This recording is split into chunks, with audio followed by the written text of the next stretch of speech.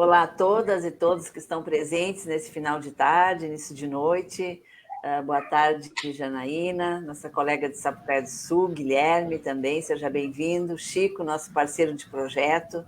Esse projeto que se chama Resgate de Memórias do IFSU, na voz dos seus servidores, quer trazer à tona as memórias, né, da trajetória de vida dos nossos servidores e também o trabalho desenvolvido em cada campus dessa instituição. Então, sejam todos bem-vindos. Então, boa tarde, Janete. Boa tarde, Janaína. Boa tarde, Guilherme. Boa tarde. Agradecendo para vocês, de terem aceito o nosso convite aí, estarem compartilhando hoje as suas trajetórias, suas histórias de vida aí. Então, nosso muito obrigado e boa tarde a todos que nos assistem. Boa tarde, pessoal. É um prazer estar aqui, enorme, né? Realmente, assim, é um prazer, é uma alegria estar aqui, agradecer já de antemão e cumprimentar, assim, por esse lindo projeto de resgate de memórias, né? Falávamos aqui um pouquinho antes de entrar ao vivo no make-off, né? Dessa tarde, sobre esse projeto. Fiquei curiosa de conhecer um pouco mais. E é um projeto lindo porque traz, assim, um pouco... possibilita ficar, né, esse registro da memória dos servidores, de seus servidores, servidoras, mas também esse recorte da história da instituição, né, que cada um acaba trazendo e nessa possibilidade aqui de diálogo, de se conhecer um pouco mais. Então, obrigada, né, pela oportunidade. Também vou na mesma linha, agradecendo aqui pelo convite. E como é importante para uma atividade, para uma instituição multicamp, né, em que às vezes não, nós temos em alguns casos mais de 400 quilômetros entre um campus e outro, os extremos entre Passo Fundo e Pelotas, por exemplo, né, ou Livramento. É muito importante esse diálogo, mesmo que por redes aqui online, mas que a gente possa estar junto, né, de alguma forma. Isso já faz toda a diferença, e aí já aparece o colega Marli Bonini, né, que também é parte dessa história que já está ali se manifestando. Muito obrigado pelo convite. Então, primeiro a gente gostaria de conhecer vocês, então vocês podem se apresentar aí, quem é que vocês são como pessoa. Se a Janaína quer começar, depois o Guilherme, na continuidade, já pode falar dele também.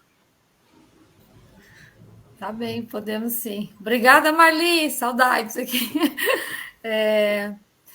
Então, eu sou Janaína, né? Janaína Marques Silva. Quem é a Janaína? Janaína é filha da dona Berna, dona Bernadette Marques Silva, do seu Jaime Caetano Silva, mãe da Loiná, natural de Araranguá, de Santa Catarina, companheira do Assis. Tem uma história, assim, bem próxima, mesmo antes de entrar na rede federal, no âmbito da educação, profissionalmente, assim, já falando, né?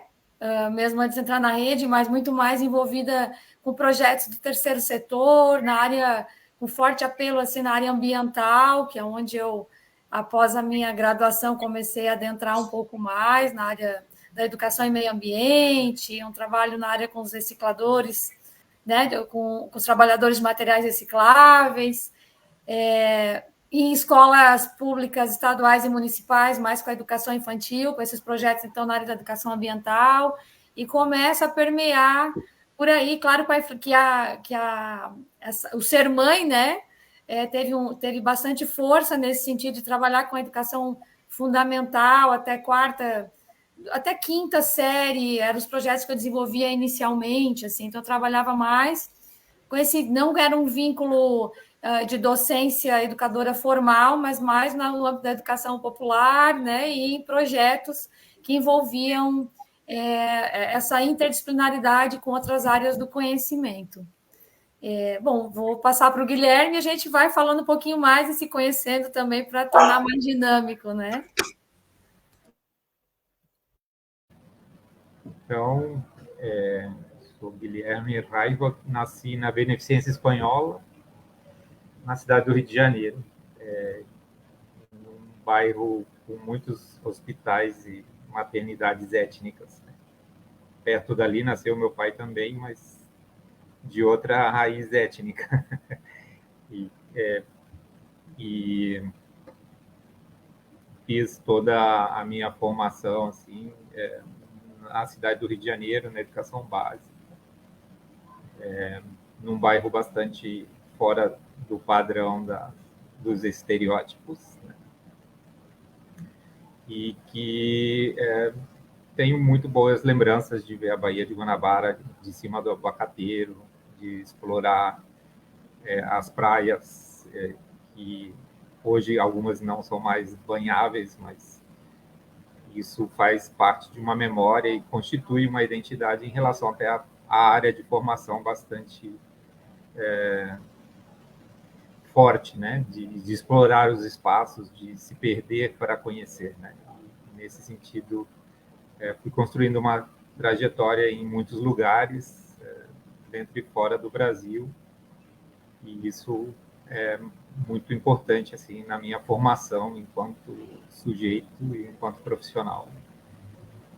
Também tenho um filho que estuda engenharia, tenho uma companheira que estão juntos faz muito tempo, mais de 25 anos, e construindo essa perspectiva de um mundo melhor e mais justo. Mas então, a gente já conheceu um pouquinho da Janaína, do Guilherme aí, né? Um catarinense, o outro carioca, né? Dois colegas vindos de outros estados aí. E então agora vamos falar um pouquinho sobre a trajetória acadêmica de vocês aí. Nos contem aí onde vocês estudaram aí. Seguimos na mesma ordem, eu vou falando, mas fica à vontade, Guilherme, também. Tá bem. Então, ouvindo o Guilherme, né, aí vai puxando as memórias mesmo, né? Isso é bacana de falar desse exercício de falar da gente. Bom, não vou assim, não vou falar muito da educação infantil, mas ela é importante, assim, porque tem uma educação bastante marcada na escola pública, municipal, estadual. Toda a minha formação se dá, né, na escola da cidade, uma cidade pequena, inicia, então, mesmo uma escolinha da vila, assim, e essa coisa da comunidade entranha na gente, né? Então, a gente vai trocando de comunidades, mas vai levando todas com a gente. Então, tem muito disso em mim, né? A escola pública, assim, essa paixão pela escola pública. Então, isso se dá, toda a minha formação se dá aí. Entretanto, na lógica até muito contextualizada no momento histórico de país que nós vivíamos, né? Quando eu termino, então, a minha educação de ensino médio para entrar na universidade, vindo de uma escola pública, a dificuldade de acessar a universidade pública. Então, a minha graduação se dá, né? Minha primeiro ingresso no nível superior se dá numa instituição privada. Eu venho, a minha graduação em administração, então, a minha formação base de nível superior é administração, mas a partir daí eu estou já atualmente no doutorado, né? Eu já terminei a tese, estou aguardando aí o momento da defesa só, assim, esse encerramento assim, dessa defesa da tese, mas desde a minha graduação, todas as pós-graduações que eu fiz, então fiz uma especialização em educação e meio ambiente na Universidade na UDESC, né, do Estado de Santa Catarina, depois o mestrado na URGS, que é a Federal do Rio Grande do Sul, e o doutorado, que eu estou aguardando só esse final aí da defesa para concluir, que é na Universidade de Coimbra, em Portugal.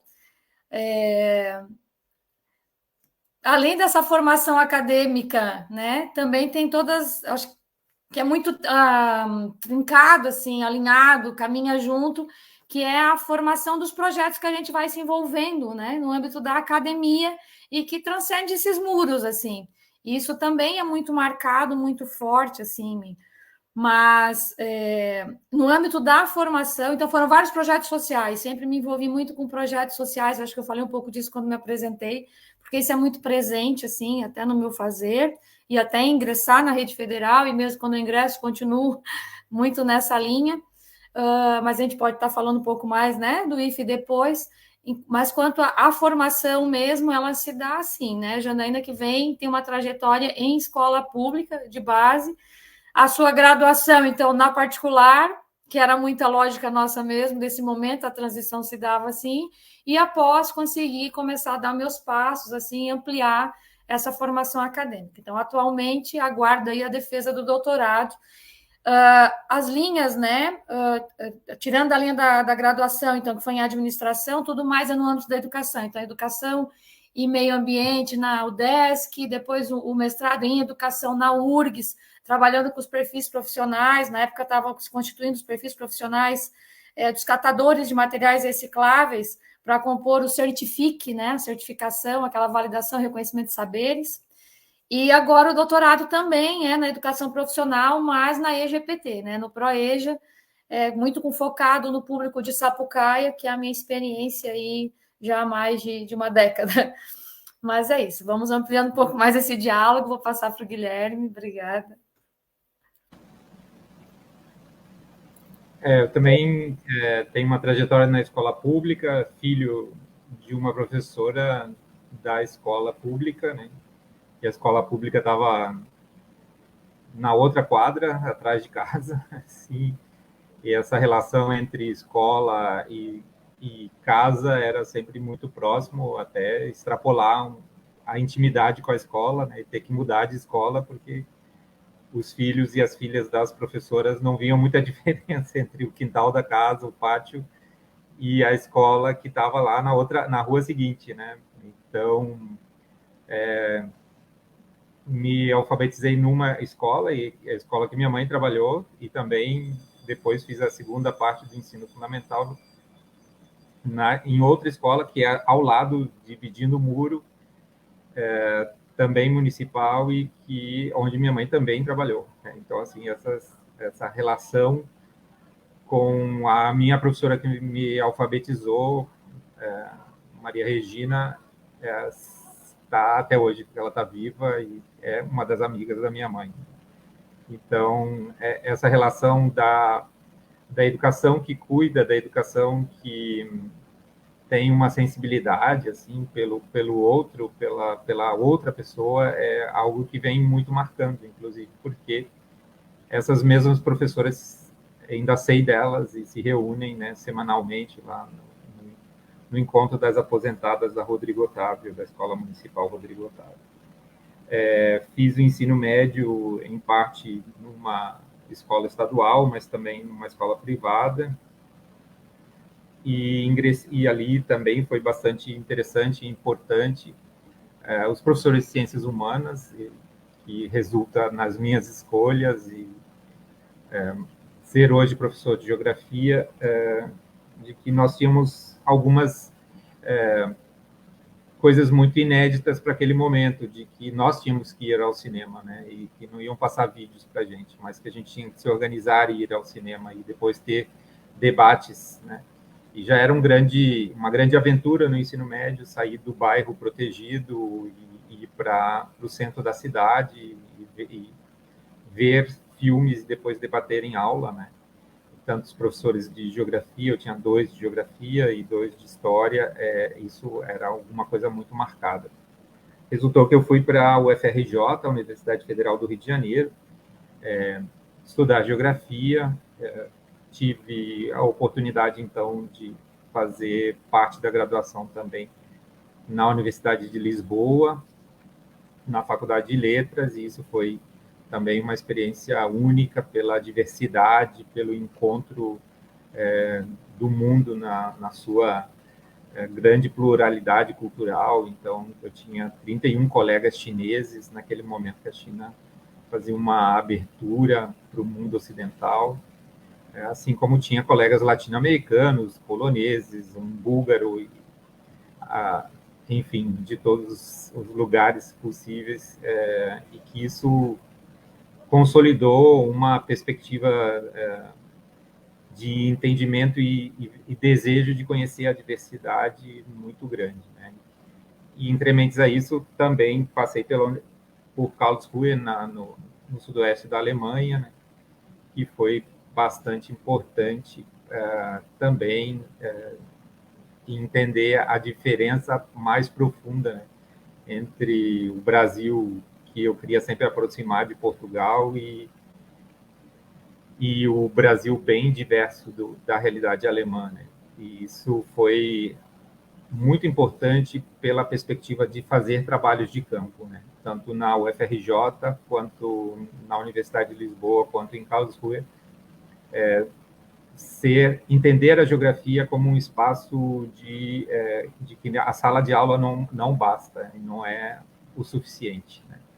Então, o privilégio de ter na formação acadêmica as experiências de trabalho de campo, e hoje eu sou um grande defensor e continuo fazendo trabalho de campus na educação básica, porque o processo de aprendizagem é muito diferenciado, e eu sou muito grato desse processo, né, e de como eu pude vivenciar isso nesses diferentes espaços formativos. E, por fim, eu acabo vindo para o Sul para fazer uma segunda graduação, muito rigorosa em termos acadêmicos, que era na Escola Superior de Teologia, em São Leopoldo, e que também me oportunizou o aprofundamento de muitas coisas, no detalhamento da exegese, da compreensão de mundo, da maêutica, enfim, sobre uma perspectiva mais teológica, filosófica do mundo, mas que não dava para esquecer a geografia nessa perspectiva. E nessa trajetória, então, vou tendo experiências formativas tanto na Unicinos quanto na URGS, né? O que me vai constituindo enquanto sujeito pensante da educação, que quer ser emancipatória, né? E, inclusive, o start para fazer a segunda graduação foi graças à experiência na UFRJ, que é o trabalho como bolsista no IPUR, no Instituto de Planejamento e Pesquisas Urbanas, com o professor Carlos Weiner, que a gente estava vinculado ao Alto Uruguai, aqui no Rio Grande do Sul, do MAB, dos atingidos de barragem e do movimento de base nessa relação. Nesse sentido, então, a formação em serviço também foi muito importante, né? Ter uma bolsa de iniciação científica e depois uma bolsa de aperfeiçoamento depois da graduação, e ter campo, mais uma vez, a experiência de vir ao Alto Uruguai e saber aquilo que a gente estava pesquisando e dando assessoria a um movimento social, foram questões fundamentais nesse processo. E também teve muitas formações informais, né, junto a um movimento social da teologia da libertação, grupos de leitura e reflexão e estudo, que eram muito rigorosos também em termos semanais, fez toda a diferença nesse processo formativo. Olha só, quantas histórias aí já estão vindo à tona, né? Como é bom. Como a gente não conhece nada dos nossos colegas, né? Mas, enfim, coisa boa. Então, agora, né, vocês podem continuar contando para a gente a parte profissional, né? O que vocês fizeram antes de entrar na instituição, se trabalharam fora, como foi o ingresso, se entraram com concurso aqui pelo Sul mesmo, se vieram de outros lugares, enfim, tudo aquilo que envolve a parte profissional, e depois o que vocês vão também construindo dentro do IFSU, né, em termos de educação, de trabalho, de participação. Aí, como essa é uma história mais comprida, né, mais longa, vocês cada um vão contando um pouco, né, vão se intercalando aí, vão nos atualizando, né, dessas histórias todas. Aí pode começar por qualquer um e vão se passando a palavra. Eu acho que o que nos une, que é muito importante, assim, Janaína é uma amiga, uma companheira de trabalho, que a gente constitui essa identidade em defesa da EJA, da EGPT dentro da rede. Acho que isso pode ser um ponto de partida, né? Não numa história cronológica, mas no tecido que a gente foi construindo junto com outros companheiros e companheiras que estão até se manifestando aqui pela educação na rede federal. Acho que é bem um fio condutor, assim, acho que os microfones podem ficar abertos aí, a gente dialogando sobre isso, assim. Da história profissional, né, como a graduação de minha parte foi em administração, eu fiz alguns ensaios nessa área, assim. Então, antes de entrar, trabalhei, como eu falei anteriormente, junto à formação acadêmica, envolvi muitos projetos no âmbito da educação, trabalhei muito mais como educadora informal, mas não tinha um vínculo empregatício como educadora, né? No sentido formal, vinculada a alguma instituição de educação.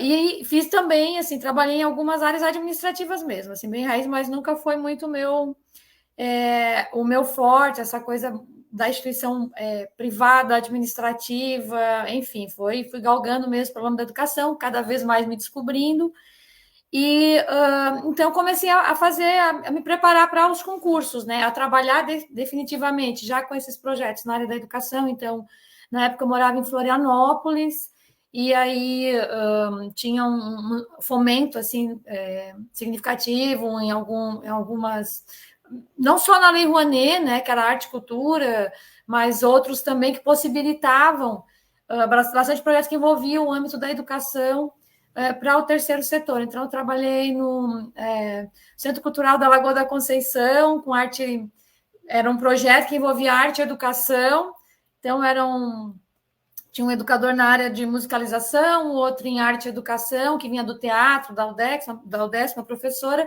e eu, como fazia a especialização na época, fui trabalhar com a questão do meio ambiente, e era um projeto que eu ofertava, né, no turno contrário da escola, então, no município, na região ali da Lagoa da Conceição, atividades, essas curriculares que envolviam essas áreas do conhecimento. Cada um desses educadores então trabalhava especificamente com uma delas, e eu ficava com essa da educação ambiental. E fui trabalhando muito assim, e estava muito próximo da especialização que eu estava fazendo naquela época. Era muito assim que eu tinha os contatos, tu vai fazendo assim também aquela rede, né? Que era muito de educadores que trabalhavam assim com a educação ambiental. Depois daí, eu comecei a estudar, e na época eu já comecei a estudar para concurso. Então, o meu ingresso na rede federal se dá em 2008. Eu passei no quarto concurso que eu fiz, foi no Mato Grosso, no Mato Grosso, passei no Mato, e fui chamada, na época, por muito pouco, assim, foi uma questão de umas 2 semanas, eu quase que não consigo vir para Sapucaia, porque eu fui chamada, acho que era Santo Antônio do Levergé, estava montando uma unidade da expansão, lá na divisa com a Bolívia. Era uma coisa assim, porque eu passei para Cuiabá, fiquei em segundo, e daí estavam, né, me chamaram em seguida, assim, e eu já tinha me chamado em Sapucaia, eu sei que teve assim, um trâmite, deu certo, e eu acabei vindo para Sapucaia, senão eu tinha ido lá para a divisa com a Bolívia, não sei, outros caminhos pode ser que teriam, né, acontecido. Mas vim para Sapucaia numa época de... Aí acho que começa esse laço assim que o Guilherme fala, porque foi bem no período, entre 2008, um período assim maravilhoso de expansão da rede federal, né? Já entrei no instituto, eu não peguei o Cefet, eu não peguei a escola técnica, eu não trago essa raiz, embora sim, tenho procurado cada vez mais me apropriar dessa história raiz para entender a própria instituição. E quando ingresso em 2008, já tínhamos lá, então, essa experiência da educação de jovens e adultos integrada, formação profissional, a EGPT. Foi justamente por isso que era em administração, a minha área de concurso e área de formação. Então, eu entrei e a minha história docente, muita força se dá na educação de jovens e adultos. Atuo, né, em várias modalidades de ensino, mas sempre muito mais centrada mesmo no ProEja, na EGPT. E aí é quase uma militância aí que se dá, muito abraçada junto aí também a todos os educadores do Campo Sapucaia e o Guilherme, então, né, que também tem esse laço bastante forte. Estive na coordenação por 3 anos deste curso no campus, depois saí da coordenação para a gestão, na época junto com o professor Maquiléu, na primeira gestão do professor Maquiléu. Então, fiquei na gestão e saí da gestão para o doutorado, aí fui meu afastamento do doutorado e retorno em 2019, vem a pandemia. Veio a pandemia, então retorno do doutorado nas APNPs. Eu vou passar para o Guilherme, mas tem muitas histórias, né, que vinculam aí coisas lindas que foram desenvolvendo, assim, no âmbito desse ingresso na rede federal de educação, assim, é um divisor de águas, assim, o mundo se abre nesse ingresso. Mas vou deixar o Guilherme falar um pouquinho e aí vamos falando aqui, vamos trocando de várias experiências, né, já vividas e muito importantes para mim e para minha vida. Na verdade, já conhecia a Janaína, né? A Janaína namorava um colega de campus, mas era muito recatada, parecia recatada e do lar, né? Então, a Janaína faz... Era timidez mesmo. Ela faz o concurso justamente quando eu estou afastado. Eu tive uma experiência da cooperação internacional na América Latina, de 2006 até 2011, e quando eu volto para o campus, né, após voltar para o Brasil, é uma outra Janaína, né?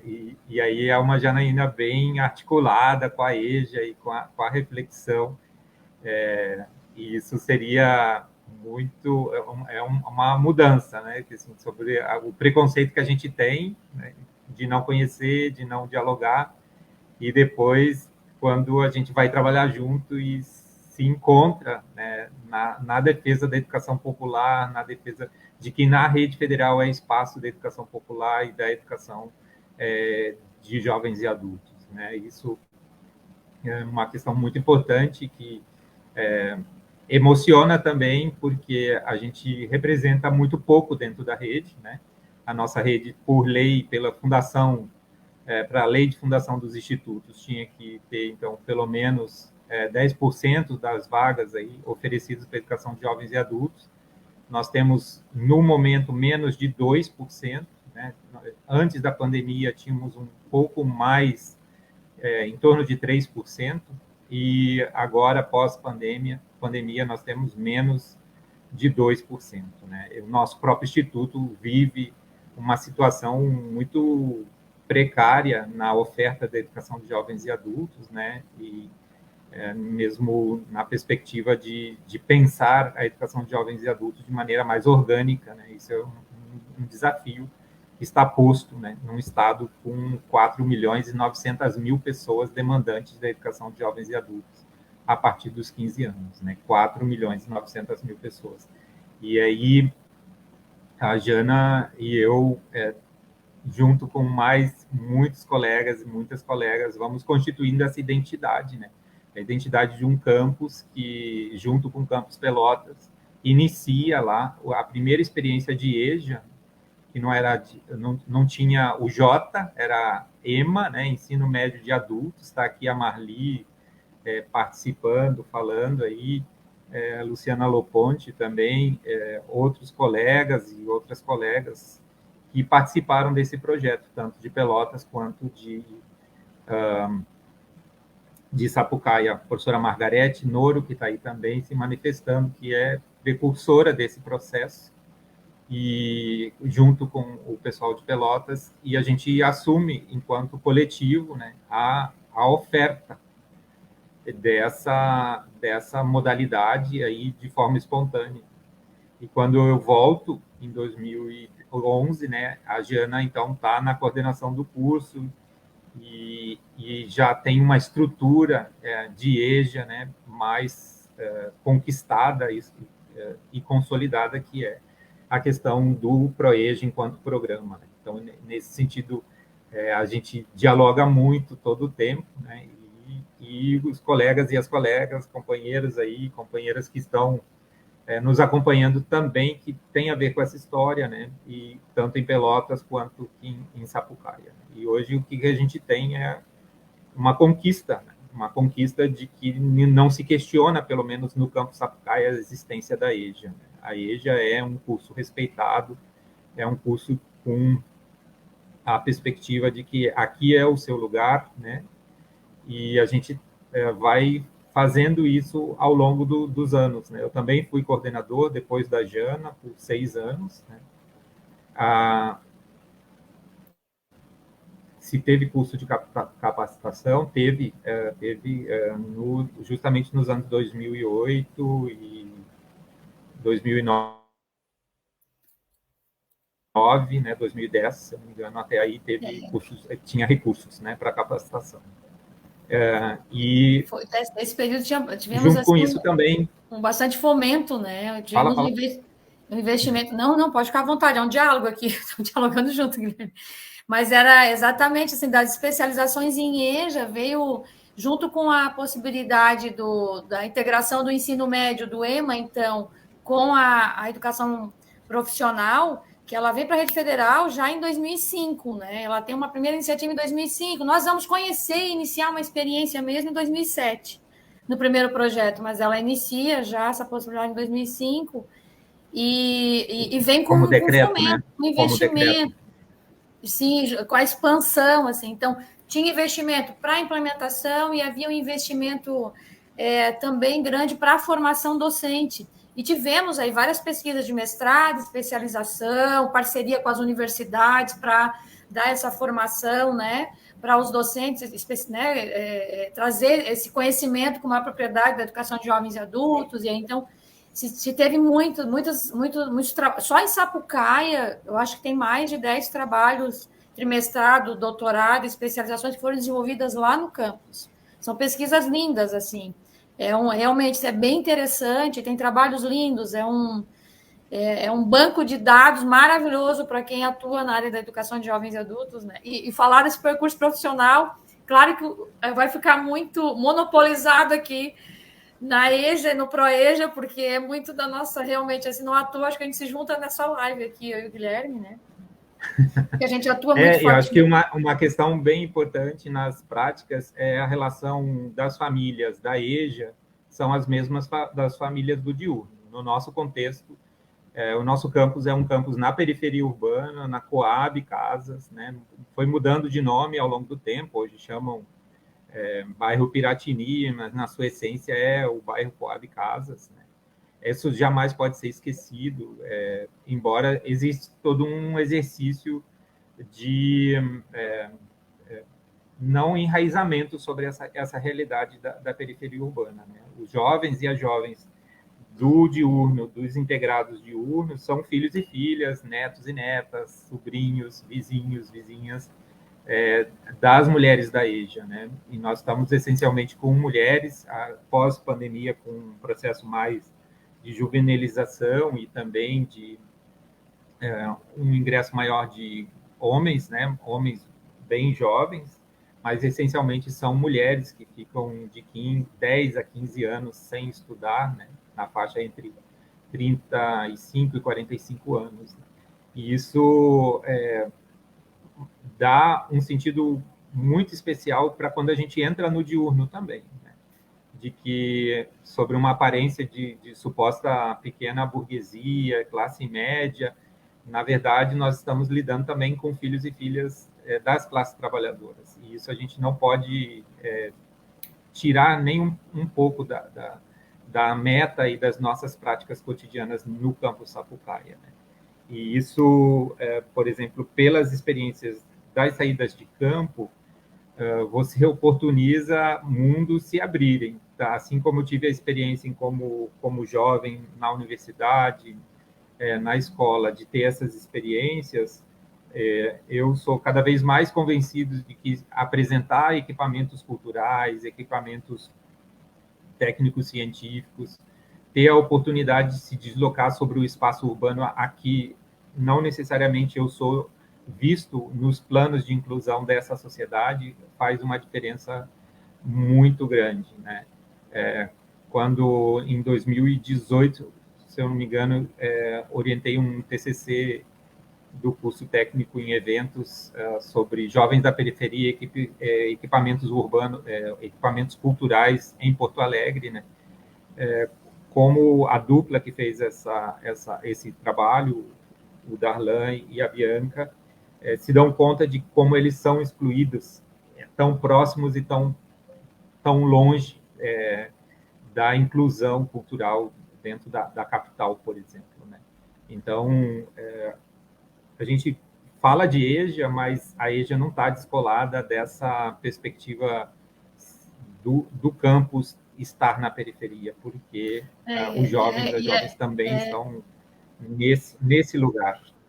É interessante, assim, trazer isso. Essa semana eu estava conversando com o Campus Venâncio, né? Fizemos aí uma live para falar do ProEja, da EGPT, mas claro que é justamente isso que o Guilherme está dizendo, o quanto dialoga, embora se faça esse recorte da educação de jovens e adultos, mas dialoga com todos os outros públicos que nós temos dentro da Rede Federal de Educação hoje, né? Tivemos momentos muito eletizados, na época do Cefet, não desvincularam naquela época, quando Centro Federal de Educação, Janete, aqui no lugar sabe muito melhor do que eu, porque eu não estava ainda na rede, mas conheço a história, desvinculavam aí o ensino médio, integrado à profissionalização, mas junto com a possibilidade da oferta do ensino superior, e aí os investimentos vinham desses órgãos internacionais, que também o fomento, né, o investimento vem muito dos órgãos internacionais e que direcionam uma linha de educação, entendimento de formação muito voltado para essa questão do discurso da empregabilidade, do empreendedorismo.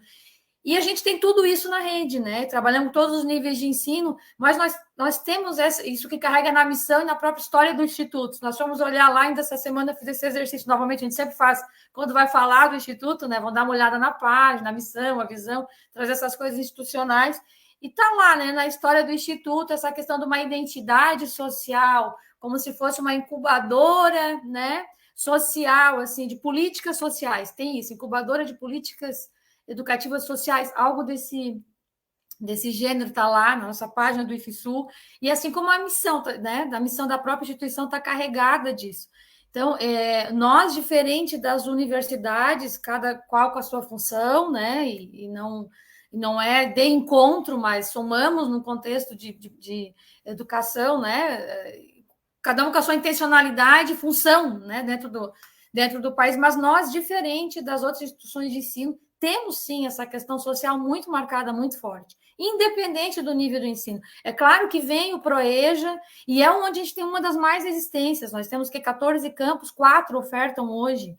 Foi sempre, desde já tem mais de uma década, e foi sempre uma luta conseguir manter o ProEja dentro de algumas instituições. Sapucaia, temos essa alegria, assim, né, de ter já um corpo docente que até, assim, não entende como um programa, ele é um curso regular como todos os outros que nós temos no campus, assim. Já até desconstruímos essa ideia, temos que nos lembrar que ele é um programa em Sapucaia, né? Porque a militância continua, é um espaço sempre, assim, de legitimar isso, porque, como o Guilherme disse, são milhões de brasileiros que demandam dessa oferta educativa, embora ela tenha muita resistência de acontecer por N motivos, que a gente pode até depois também abrir aqui um pouco mais. Mas eu gostaria de, para não me perder também e não passar muito, cumprimentar esse povo do EMA, que é quem traz, né, que tem essa primeira vivência da educação de jovens e adultos e que, lendo, entendendo um pouco mais, até estão aqui presentes, né, essas pessoas que estavam nessa época, ele vem como um momento de resistência justamente nesse momento da cefetização, que a gente chama, né, porque naquela época veio um decreto que eliminava, era 50% da oferta de nível médio na instituição, né? Cortava 50%, veio isso instituído, né? Era um decreto que determinava que 50% da oferta de nível médio deixasse de existir, e depois, com o Cefet, ainda além de deixar, né, diminuir 50% o número da oferta de educação de nível médio, ainda não podia mais fazer a integralização, só depois, quando entrou, então mudamos de autarquia, com o Instituto e com a rede, que é quando eu entro, que a gente já está nessa integralização e nessa instituição. E essa questão, por isso que eu digo que é tão importante, que ao falar da gente fala da instituição, e isso fica aqui nessas memórias, né, dos seus servidores e também da instituição, porque acaba que muita gente entra nesse momento, numa instituição de expansão, como eu entrei, ou no Instituto Federal, com uma educação integral, mas ela carrega uma história que está muito... né, que constitui muito dos nossos colegas, que vêm desde da escola técnica e ali ainda estão, passaram por todas essas reformas, gestões, e eu faço esse exercício de entender, às vezes, algumas resistências até pela própria história dentro da instituição, né? Porque o quanto isso vai mudando a cada governo que entra e tudo mais, essa experiência, o estar, né, o período de estar como gestora do campus também isso foi fantástico no sentido de conhecer a gestão pública, porque embora eu venha da área da gestão, lá a raiz da graduação, é muito diferente, né? É muito diferente. Então, essa questão dos recursos, dos investimentos, de poder contribuir ou estar inserido em algum momento, e até hoje mesmo, não estando em um cargo de gestão, a gente faz isso também, de poder contribuir, entender aonde é mais significativo, né, esses investimentos que vêm no âmbito da educação, assim, onde eles podem contribuir de uma melhor maneira, tanto de forma estrutural, como no âmbito da formação também. Então, Guilherme, vou... Na verdade, eu conheci a ETFPEL como professor de uma instituição comunitária, né? Eu fui professor de prática de ensino e geografia humana na Unisc durante 11 anos e comecei a representar a Unisc num programa da Confederação Nacional dos Metalúrgicos, na CNM,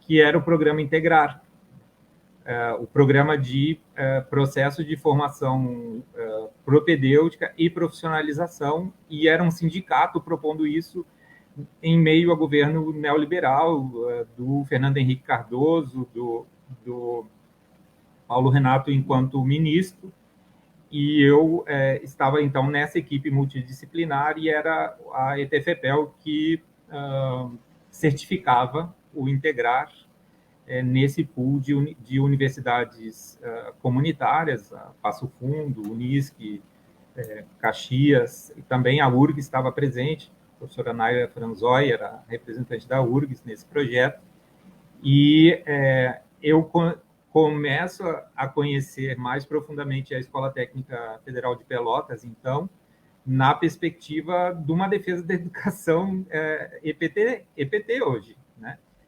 De uma integração. E isso me interessa bastante, eu, como professor de prática de ensino, pelos movimentos sociais que eu participava, e, nesse sentido, eu faço concurso, né? E aí é um balde de água fria quando eu chego no campus, porque, na verdade, aquela instituição, e logo depois ela vira Cefet, aquela instituição que estava certificando uma proposta tão importante e arrojada, que inspirou, em grande parte, o que é o ProEja hoje, né? Não vamos esquecer que o Programa Integrar, em nível do país todo, ele fez isso que o poder público nunca tinha feito, né? De fazer a relação entre formação propedêutica e formação técnica integrada. Era muito no nível básico de ensino fundamental, mais fazia, né? E com muita seriedade, era uma equipe multidisciplinar muito competente, muito defensora da perspectiva da escolarização para as classes populares. E aí, quando eu chego no campus, a história não era bem assim, né? A ponto de vir até a irmã do então ministro, do Paulo Renato, fazer palestra no campus em defesa daquela perspectiva muito neoliberal da educação, e que a gente tinha nesse campus até que calcular um pouco as lâmpadas que iam colocar nos corredores. A gente só tinha uma caravana velha, era o único veículo, né?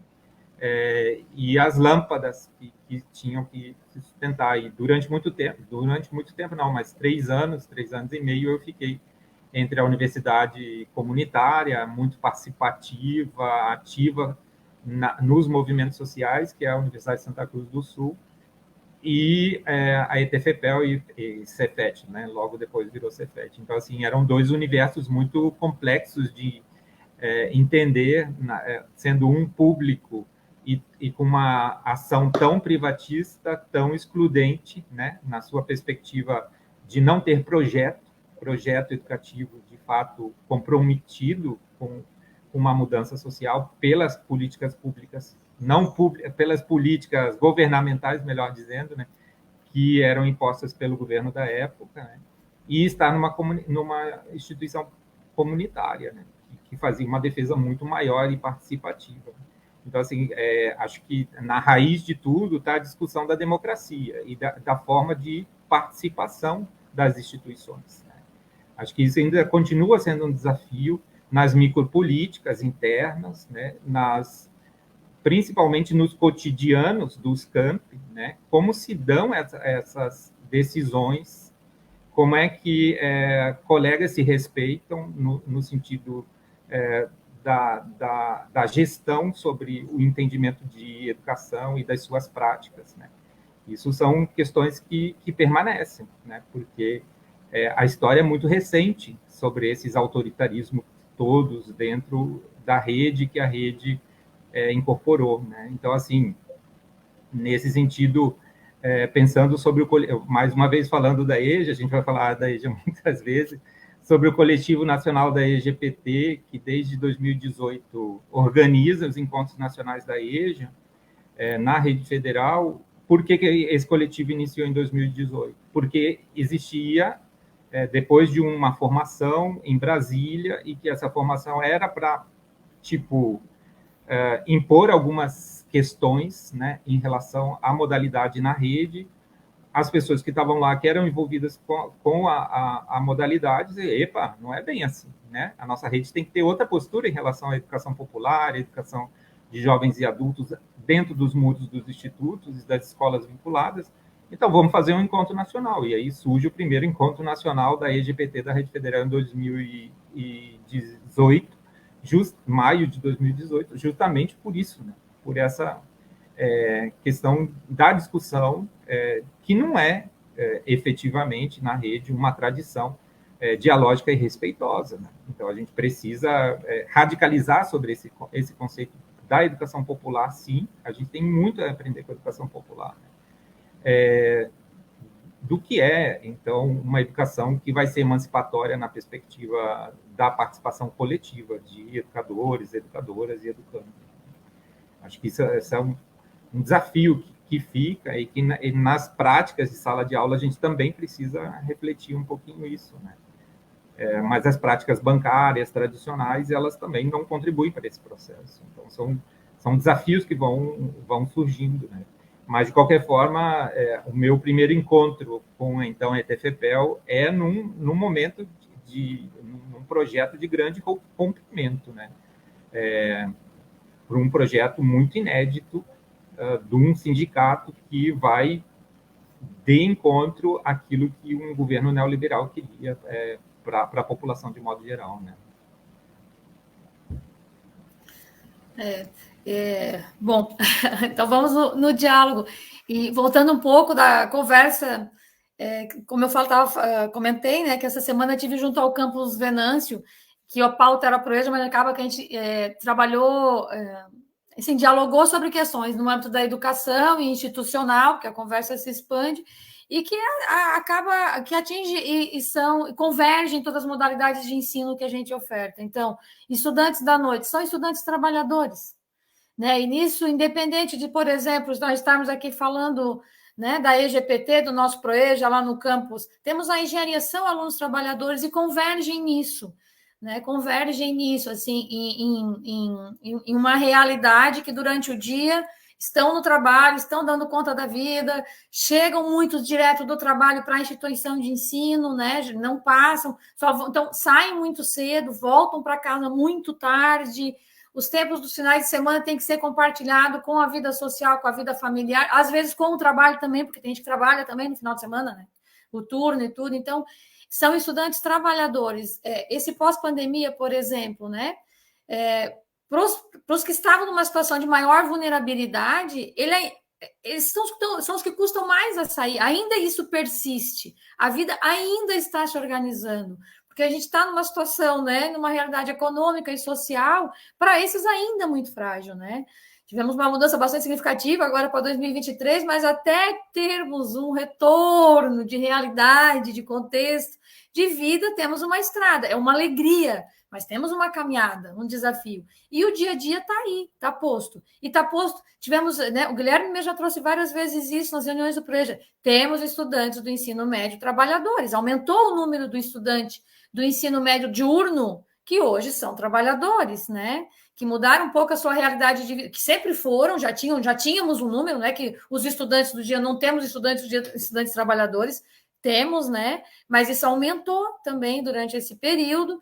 E, enfim, nós estamos aí já há um ano e tal desse retorno, mas que ele ainda está em adaptação. Tivemos uma baixa significativa no número de matrículas, porque sim, né? Temos temos todo um contexto que ainda estamos, enfim, sofrendo as consequências disso, e o movimento e é um entendimento, assim, né, meu, eu acho que eu compartilho, né, alguns colegas também compartilham, é a instituição que tem que se adaptar a essas realidades. Né? Penso eu, não é nossa, essa visão, assim, que a gente escuta esse sentimento de que ingressou aqui, a escola está oferecendo. Sim, a escola está, e é isso mesmo, a gente tem que ofertar o melhor possível de acordo com a realidade dessas pessoas que bom, né? Que país ideal é esse, que todos que desejassem estudar tivessem lugar, porque eu acho que enquanto a gente tiver que fazer um processo de seleção, nós ainda temos muito, em termos de país, que caminhar, né? Eu acho que todas as pessoas tivessem o desejo de acessar, né, o conhecimento, o estudo, uma formação, deveriam ser oportunizadas disso. Nós ainda fazemos seleção, com cotas, isso está muito melhor, já foi muito mais, né, segregado, mas nós ainda fazemos seleção, nós não temos, né, não só a rede federal, mas país, vagas para todas as pessoas que querem e desejam estudar. Não temos, a gente tem que fazer uma seleção. Por mais inclusiva que ela seja, ficam pessoas de fora porque não tem espaço para todas as pessoas. Então, até isso, né, essa ideia de que eu sei que a instituição, nos outros formatos, já foi até muito mais elitista, né? Assim como eu disse que quando eu consegui acessar o ensino superior, vindo de uma escola pública, municipal, estadual, a minha única possibilidade naquele momento que eu consegui alcançar foi a formação numa instituição privada, que era mais próxima que eu tinha de casa, que era mais próxima a qual eu conseguia acessar dentro das minhas condições e realidade de vida e compreensão de mundo naquele momento. Hoje é um outro salto, hoje eu consigo olhar para aquilo de uma outra forma. No momento quando eu estava lá, eu nem esse olhar eu conseguia fazer, nessa visão crítica que eu tenho hoje, eu tinha, né? Isso foi construído. Então, o IFE abriu um mundo para mim. E ele não abre para mim, ele abre para as pessoas que ali... A gente possibilita isso todos os dias, quando a instituição permite, e a relação ensino-aprendizagem também. Né? Que isso que aconteceu comigo aconteça com todas. Essa é a relação que eu acho que a gente tem que deve acontecer dentro da instituição, né? E para isso, com a diversidade de público que nós trabalhamos, primeiro, fico pensando, será que o nosso processo seletivo deixa isso claro para as pessoas que vêm até a instituição, né? Desejam ingressar, ser um trabalhador na área da educação, na rede federal de educação, assim, isso é bem claro aonde vai pisar, atuar. O que essa instituição espera dessas pessoas, né? Desses educadores que entram, os nossos concursos deixam isso claro? É uma coisa assim que eu fico sempre pensando, que a prova que eu fiz tinha questões de conhecimentos específicos, né? Da administração, gestão, que é onde eu atuo, mas também tinha 5 questões pedagógicas mesmo, da educação, tinha uma bibliografia específica com vários autores que eu tive que estudar.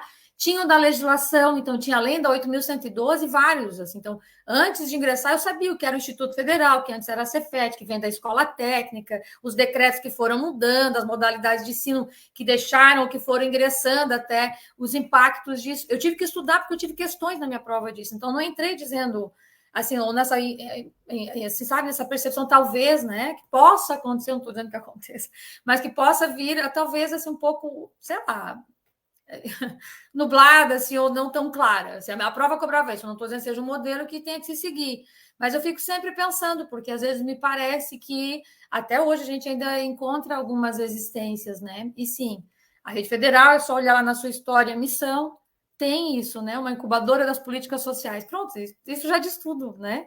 E aí, isso, eu acho que... E aí, mas vamos trabalhar com políticas sociais. A questão do empreendedorismo, o IFE mais empreendedor, por exemplo.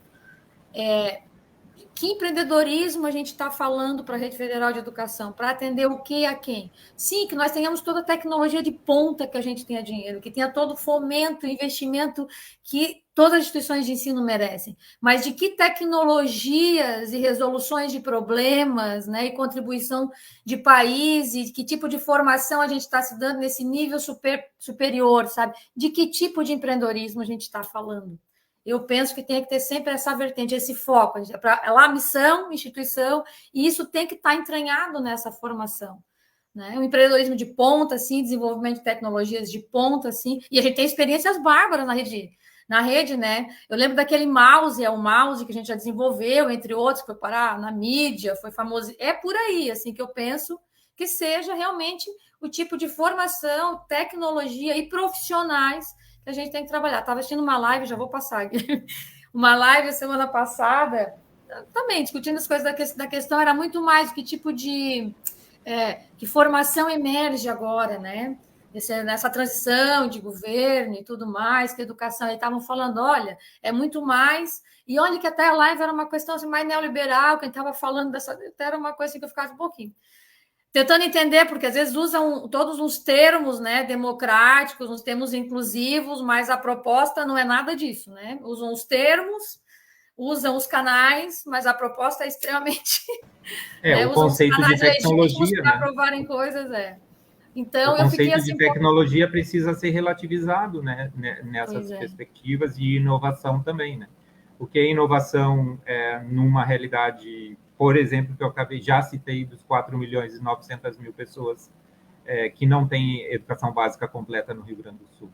No Brasil são 80 milhões, né? A rede tem esse compromisso lá na lei, a rede tem esse compromisso até na sua estrutura organizacional, né? Nós temos os NEAB, temos os NAC, os NUGEDs, etc., né? Ou seja, tem avanços, né, nessa estrutura organizacional, mas a gente precisa também fazer essas amarras com esses espaços de maior privilégio dentro da discursividade, né, de ser relativizado esse conceito de tecnologia, de inovação para a rede, né, enquanto rede.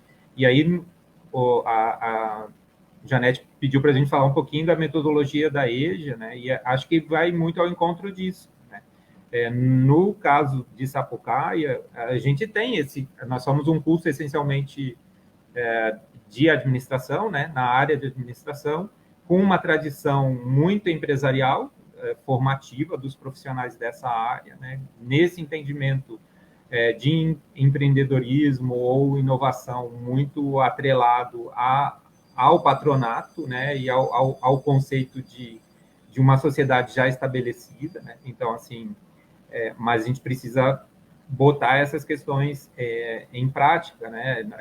Em contradição, né? Porque nós estamos falando com gente que ficou 30 anos sem estudar, 20 anos sem estudar, e aí se ela chega num modelo de escola, né? Num modelo de, novamente, se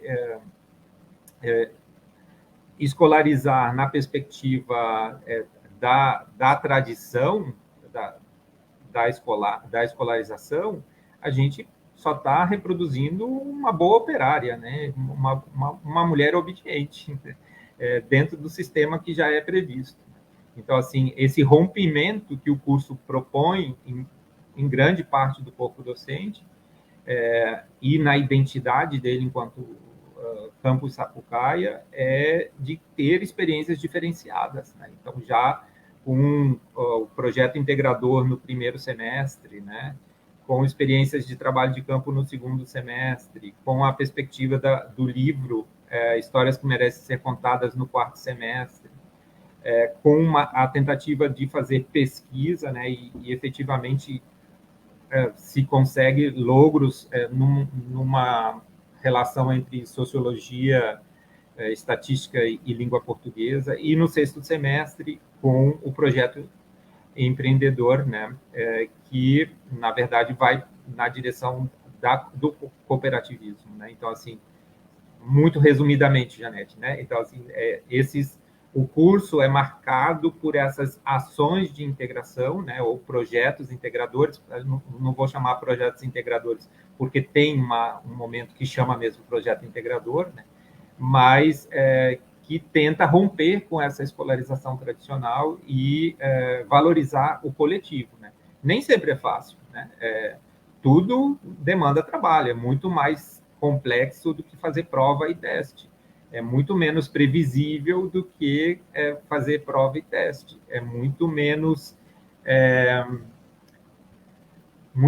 cômodo do que fazer prova e teste.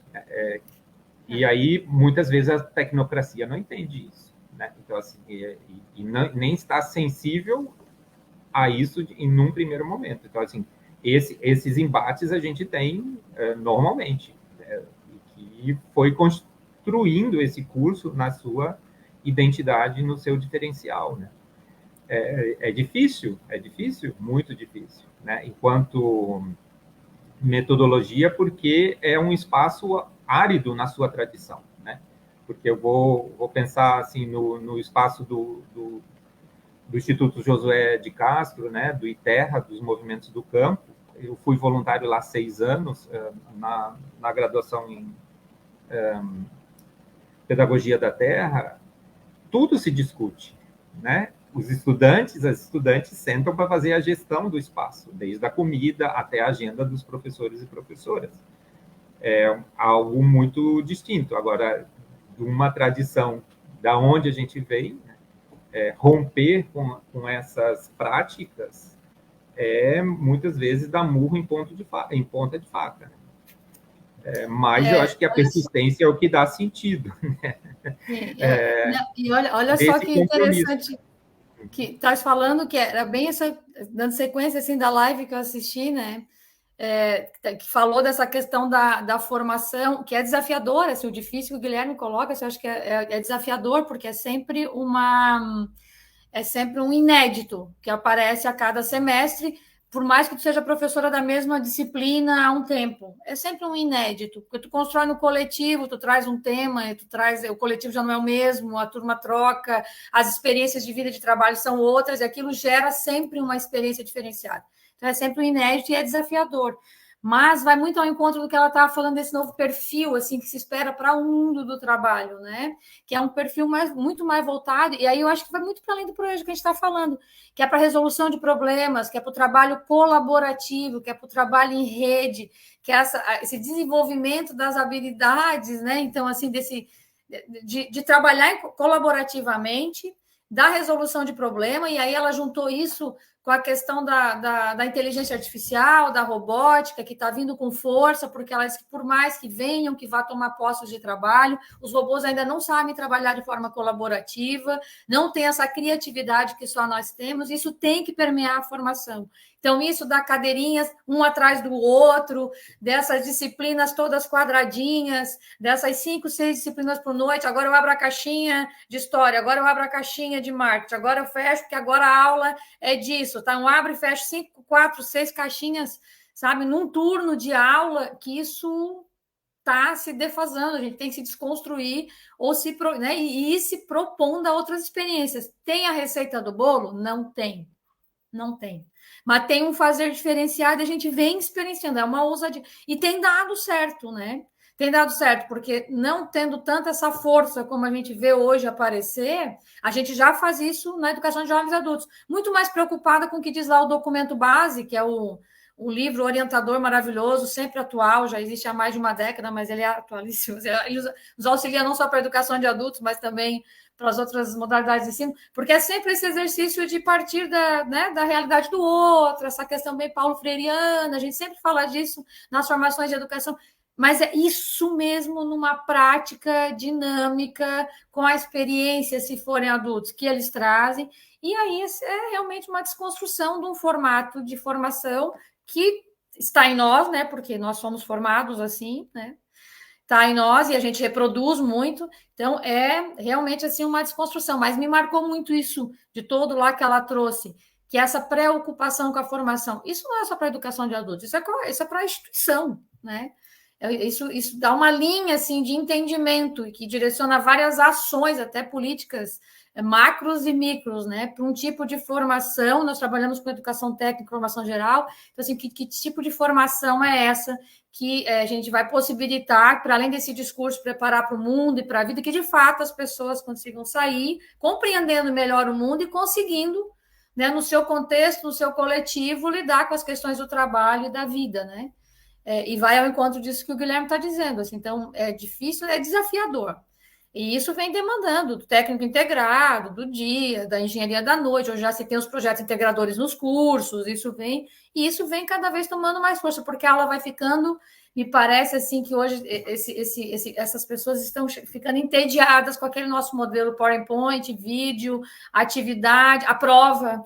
Então, isso, guardado outras coisas assim, né, claro, da experiência de estudar fora, de estar fora, me trouxe muito forte. Pelo menos para mim, né, a minha experiência, eu não sei se foi com todos, eu não sei, né, mas a minha, que é a questão da autonomia. Eu penso que a gente carrega muito, e desde a educação de base, e baseado muito na minha história, de que é uma dependência de qualquer coisa, de uma coerção como motivação para eu estudar. Então, eu vou estudar porque eu tenho a prova, eu vou estudar porque eu tenho o teste, eu vou estudar porque vai pedir para ver se eu fiz, se eu não fiz, desde lá da educação infantil.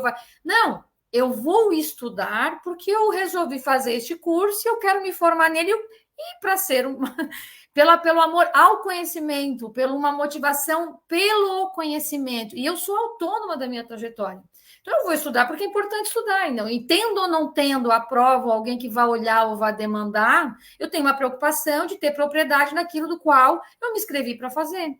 Eu tenho falado isso em sala de aula, porque aprendi também nessa minha trajetória de estudante, né? De que se eu não procurasse o meu orientador, eu podia ficar 4 anos de doutorado, ele não ia me chamar nem um dia. E eu digo, mas que coisa estranha, porque quando eu fiz aqui o mestrado, a cada 15 dias tinha que mostrar a metodologia que eu tinha desenvolvido para fazer, né, para dissertação, eu tinha que dar uma aula lá falando de não sei o quê. Nós temos um modelo que acaba, de certa forma, que a gente vai reproduzindo. E eu não sei se não sou de contra, eu sou formada nisso, né? Também sou o que eu sou, porque passei por esses espaços. Mas me parece que ele cria uma certa dependência. A motivação vem muito pela coerção, a gente reproduz isso, né? Depois. E nesse outro modelo, não. Olha, tá aqui, é importante, tá à disposição. Cobra um resultado. Não diminui a cobrança do resultado, do que entende que seja necessário para uma formação potente. Não, isso não diminui. Mas tu é autônomo, né? Eu não vou ter que ficar toda semana dizer para ti, olha, você tem uma lista de exercício, faça. Você, pessoal, tem uma lista de exercício lá que é bem importante, porque a gente trabalhou hoje. E eu vou fazer.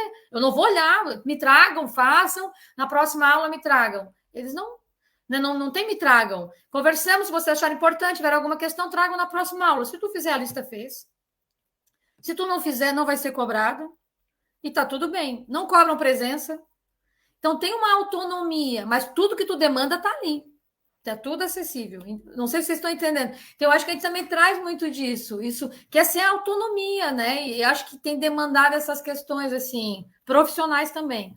Mas aí, no âmbito da educação e da formação, isso tem me chamado bastante atenção. E na educação de adultos, nós vamos reproduzir aquela dinâmica ensino-aprendizagem, que às vezes a gente vem lá empenhada da gurizada do dia, dos adolescentes à noite. Respeitinho.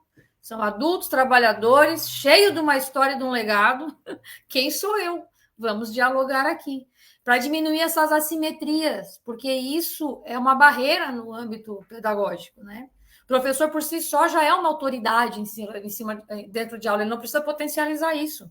Por si só, já tem uma assimetria que é dada, posta, quando tu entra, principalmente para o estudante adulto da educação de adultos, que, por vezes, foi expulso da escola por alguma... Traz lá os seus bloqueios cognitivos, experiências que teve na sua formação e tudo mais, e numa fala de um professor ali, vem na memória aquela experiência infeliz que teve lá atrás, ele sai e nunca mais volta. Olha, quem sou eu? Vou vir aqui, trabalhei o dia inteiro, vim aqui passar por isso de novo, não vem, né? Então, mas a gente, ao falar da educação de adultos, fala muito também de todos os públicos da rede federal. Eu sei que a gente centraliza aqui nisso, porque a gente está realmente, a gente vem muito, né, banhado disso, mas eu não vejo isso só na educação de jovens e adultos, e eu não penso mesmo, não acredito que dentro da rede, todo esse cuidado que a gente tem, ou tudo isso que inspira olhar para as outras modalidades de ensino, né? Assim, só sirva para a educação de adultos, serve para todas as modalidades, no meu entendimento, assim, né? Inclusive nos cursos superiores, né? Nós temos a única engenharia noturna da região metropolitana em instituição pública, né? Federal. Isso agora vai começar um novo curso, que vai ser vespertino, mas o nosso público, na essência, o corpo docente, melhor dizendo, na essência da engenharia noturna, é o mesmo perfil da EJA, com alguns referenciais de diferença por ascensão social, de acesso ao carro, de já estar no mercado industrial, mas que em termos de trajetória social, de grupo social, de classe social, é o mesmo. E essa preocupação precisa ser também agudizada, no sentido de que Quando a gente fala da EJA, a gente está mostrando a pontinha do iceberg de uma sociedade desigual. A gente está mostrando a pontinha do iceberg sobre o não acesso a equipamentos de cultura, sobre não acesso de equipamentos de educação, né? Nessa perspectiva, é óbvio que o jovem que chega pelo SISU na instituição noturna e que trabalha na fábrica de motores aqui no Vale dos Sinos durante o dia, ele não tem tempo para esses processos formativos da educação integral, né? Da educação tão almejada na perspectiva da educação integrada do ensino médio, como os teóricos como o Dante Moura, a Marise Ramos, a Ciabata fazem a defesa, né? Então, a gente precisa ser instituição que tem preocupação sobre isso e oferece isso. E claro que vai ter resistência. Nós temos aqui um projeto já de muito tempo em parceria com uma produtora de música erudita. Na hora da avaliação da engenharia, tem que contar isso, né? Mas a efetiva participação da engenharia nos concertos não se dá, né? Se dá por um outro professor, pela preocupação da coordenação de curso, mas isso muitas vezes não é entendido como prioridade, né? Na constituição da sensibilidade. Né? Então, assim, acho que os escritos pedagógicos do Hegel, ele fala sobre o desafio do sistema escolar de tirar o sujeito deste mundo, levar para o mundo da sensibilização e devolver o mundo. Quais devidas diferenças das concepções de mundo que o Hegel tinha? Essa questão de levar ao mundo da sensibilização, levar ao mundo de constituir um sujeito cidadão sensível, como, se eu não me engano, é essa expressão que ele usa, é muito nessa perspectiva, né? De que eu ofereça essa formação integral, né? E aí a EJA só aponta essa necessidade da maior parte da população, que jovens da periferia tenham esse acesso. Eu estou aqui, esse fundo aqui não é a pintura, né? Nós estamos aqui é a sala da galeria experimental do campus, né?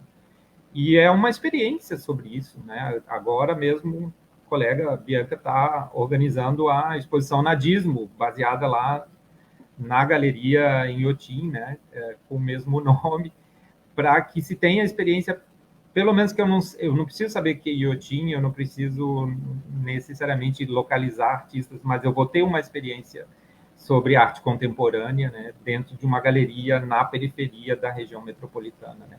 Esses são diferenciais que vão fazer a diferença, e que aí acarreta desafios, porque esse mesmo adulto que vem com todas essas demandas, que faz nós termos toda essa discursividade aqui, é o adulto que quer a escolinha do professor Raimundo, né, porque foi a escola que foi tirada dele e dela, né, que é um sentar atrás do outro, de ter prova e teste, de ser cobrado da autoridade de um professor ou professora, né? E não no exercício dialógico. Aí a EJA tem esse desafio muito mais presente do que outros níveis e modalidades da educação, com exceção da educação infantil, né? Que é assumir isso como um desafio, porque as pessoas voltam à busca daquilo que foi tirado a elas ou que elas não tiveram direito. E elas querem esse modelo, né? Mas aí a gente pode mostrar outros modelos, né? Então, eu recordo de uma aluna aqui da EJA, que ela diz assim, eu sou faca na bota, né? E aí, uma vez, descobri que a faca estava na bota mesmo, literalmente, né? A faca estava na bota, né? E ela falou assim, vai lá na vila onde eu moro para ver se eu não preciso ter a faca na bota quando eu saio do IF e tenho que chegar em casa. Só que esse processo de descobrimento, de sensibilização, de perspectivas dialógicas podem ser outras, e ela saiu aqui com uma perspectiva muito integral, né, sobre a própria criticidade sobre o que era ser faca na bota naquele momento que ela argumentou comigo lá pelo terceiro semestre de curso, né? Então, a gente tem que assumir que os desafios das nossas metodologias, das nossas concepções, elas não podem estar marcadas por uma concepção de classe, né? Principalmente de uma classe que vai reproduzir aquilo que já está estabelecido e que é essa realidade de 80 milhões de pessoas sem educação básica. Porque daí é uma educação para submissão, né? Exatamente. E aí acho que é isso, assim, não pode ser uma educação de novo para submissão, assim, né?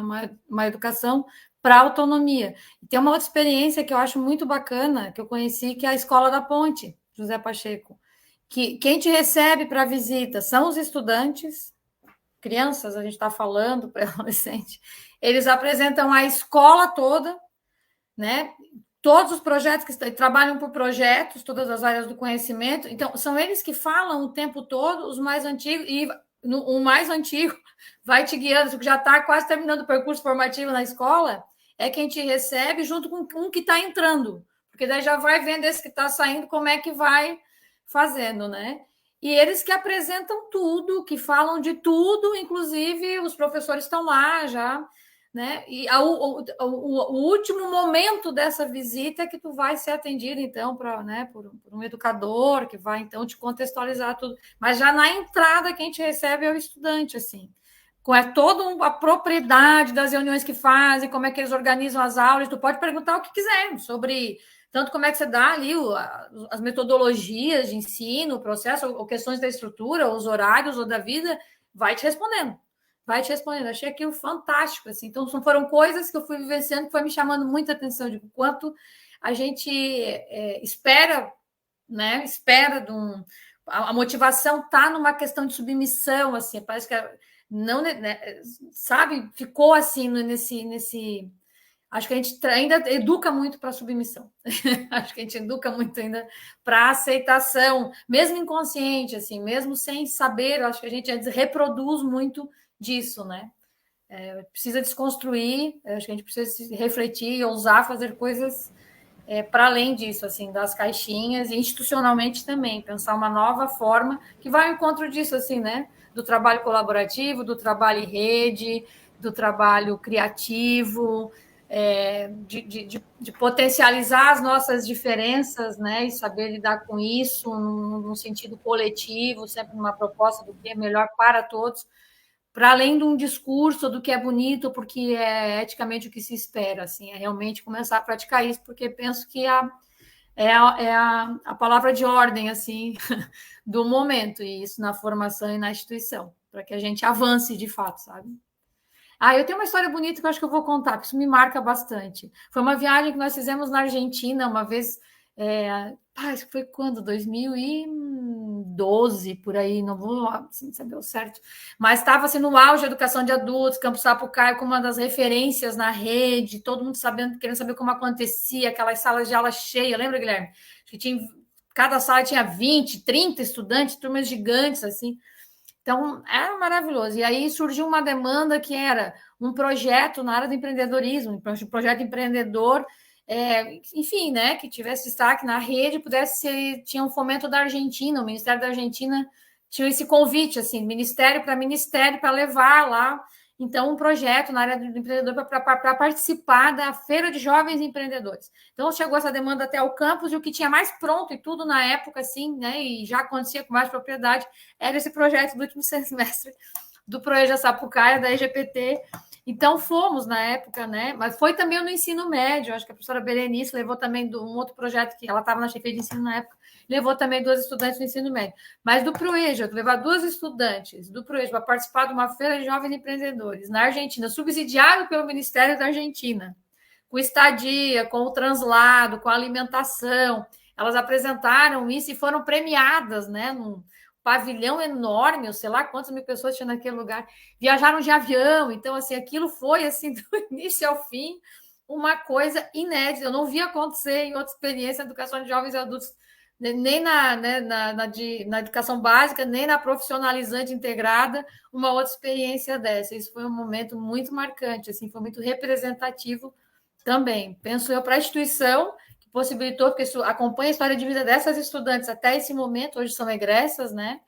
Então aí, mas foi muito bonito de acontecer, como tantas outras, né? Mas que eu vivi, assim, foi uma das histórias muito bonitas que aconteceu, assim, na rede federal. Como a gente fala, né? Estou até constrangida. Mas é isso mesmo. É um prazer assim, ouvi-los. Assim, cada sexta-feira assim, né, é um momento ímpar, né, para saber do trabalho dos colegas aí, do comprometimento com a educação que se tem na instituição. Né? Falando ali o que a Lia falou, que aula, colegas. Né? Então, a gente já está se aproximando aí já das 19h30, né? Eu vou fazer a última pergunta. A gente tem um tempinho aí, se vocês tiverem mais alguma coisa para contar, vocês podem aproveitar. E a nossa última pergunta é o que a instituição representa na vida de vocês, que o IFSU representa na vida de vocês. E eu, muito obrigado, né? Eu já vou me despedindo aí e agradecendo por essa aula que vocês nos deram. Guilherme, quer que eu comece? A Rede Federal de Educação realmente é um divisor de águas na minha vida. Acho que eu acabei falando um pouco disso assim, em alguns momentos, porque tudo muito assim, né? Muito mesmo, principalmente das possibilidades de acessar níveis de conhecimento e o quanto o mundo se abre, né? A partir de cada passo que eu dou nesse sentido. Então, quanto mais eu conheço, e é a Rede Federal que me proporcionou isso mesmo, né? Fazer o mestrado, poder fazer o doutorado. Eu tinha, né, esse desejo, esse sonho, e a oportunidade de poder fazer com um recurso, né? Que tem esse tempo, um tempo com recurso que te possibilita ficar e te dedicar ao estudo, como foi a questão do doutorado. O mestrado eu não me afastei, mas o doutorado sim. As vivências dentro do campus, com todas a diversidade de colegas e de histórias de vida e profissional e de luta, isso possibilita um crescimento pessoal e realmente amplia a tua visão de mundo e traz o significado, né? Não só pelo ser, mas pelo teu fazer, assim, no teu fazer, no teu estar e na motivação cotidiana, assim. Acho que o sentido, assim, de tudo que eu faço no âmbito do trabalho foi a Rede Federal de Educação que me proporcionou. Eu me vejo muito na fala dos próprios estudantes, né? Daí já na formatura, como é que toda o sentido e o significado, às vezes, que impacta a vida, né, de cada um deles ao longo dos 3 anos lá. Eu me sinto muito isso por falar, de ser, né, uma servidora, uma trabalhadora da educação e estar inserida na Rede Federal, que tem, assim, essa incubadora de política social, que eu tenho uma identidade, até por vir de uma família, eu acho que da minha família eu sou a única que conseguiu chegar aí ao doutorado, então também me vejo em muitos dos estudantes, né? Minha história também se cruza com muitos dos nossos estudantes, então isso traz todo um sentido. É como se eu ressignificasse cotidianamente o meu próprio ser, assim, a minha própria constituição, né? De ser social, profissional, de vida. Então, realmente, a instituição federal, assim, para mim, a Rede Federal de Educação é um marco, é um divisor de águas e, enfim, assim, é só gratidão, agradecimento e espero poder retribuir, porque embora eu seja servidora, ela trouxe esse sentido para mim, né? E eu, a cada passo que dou, tudo que penso também na minha ação, no sentido de contribuir para que outras pessoas tenham essa sensação e essas possibilidades que eu tive. Que ela seja para todas e para todas e para todos. Então, e para já, né, muito obrigada pela oportunidade e cumprimentar por esse excelente projeto, assim, que possibilita que a gente possa acessar e conhecer, né, cada vez mais dos nossos colegas e da instituição. Obrigada pela oportunidade. Pois é, eu entrei na ETFPEL em 1998, né? Então, vão agora quase 25 anos, é impossível não falar da minha vida sem falar sobre a Rede Federal. Muitos momentos tensos e muitas alegrias também, né? Então, assim, ter aqui, por exemplo, algumas das companheiras e companheiros que se manifestaram, a Adriana Amarante, Margarete Noro, Luciana Loponte, Henriqueta Porto, parte pedrinhas que foram sendo postas nesse calçamento, né? Nessa construção aí de muitas pedras, uma diferente da outra, mas construindo a mesma via, né? E, nesse sentido, a Fátima também aqui se manifestou, Marli Bonini. Não quero esquecer de ninguém, só a partir daquilo que a Janete colocou. É impossível pensar a minha vida sem a identidade da Rede Federal, e por isso também vou continuar sendo resistência, né? E espaços de resistência, eles são muito importantes, né? Porque se a gente entrar sobre o estabelecimento, sobre a conveniência, a gente não está fazendo educação, né? A gente vai estar fazendo uma reprodução sobre um sistema, né? Mas está muito longe de um compromisso educativo, sobre o entendimento de uma educação que liberta, de uma educação que contribui na emancipação, né? E nesse sentido, eu também queria contar uma história, né? No verão, já terminado as aulas no Cefet, eu tinha um aluno bastante, para mim, no meu olhar, aluno de classe média. E eu fui para a parada de ônibus, ele estava ali, e a gente começou a conversar, esperando o mesmo ônibus, e ele foi me contando as coisas que fazia. Eu já comecei num sentido mais crítico, paternalista, dizer assim, mas o que tu vai fazer agora nas férias? Vai para a praia? Não, agora eu vou ser padeiro, porque o padeiro vai entrar de férias e eu sou assistente do padeiro. Mas durante as férias dele eu vou ser o padeiro. Aí eu falei, mas tu não vai usar esse dinheiro para comprar esses bonés, esses shorts aí, né? Eu falei, não, professor.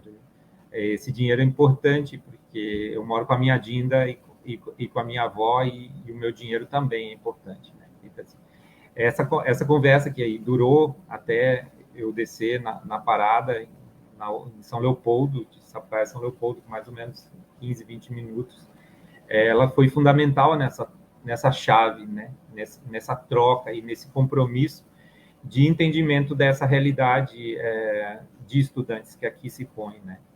Que num espaço tão inclusivo tecnologicamente, de tanta limpeza, de tanta ordem, né? E muitas vezes até parece um Harry Potter naquela perspectiva da diretora que põe regras do chão até o teto, né? Isso nos anima, né? Assim, sempre de novo essa história com Diego César, né? Lá pelos anos 90, me colocam em realimentar o desejo de que um outro mundo é possível, né? E a Rede Federal tem muitas possibilidades para isso, né? Então, fico muito grato daí do convite de fazer essa parceria com a Jana aqui, né?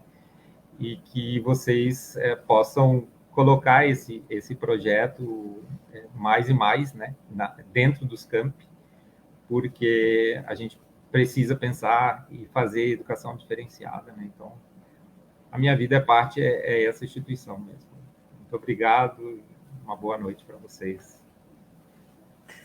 Bom, também quero agradecer a participação de vocês, o tempo e a aula, né? Como o Chico diz, né? Eu ia usar que aula, que a Lia comentou ali. Aliás, a fala essa da Lia, uma que me representa na live de hoje.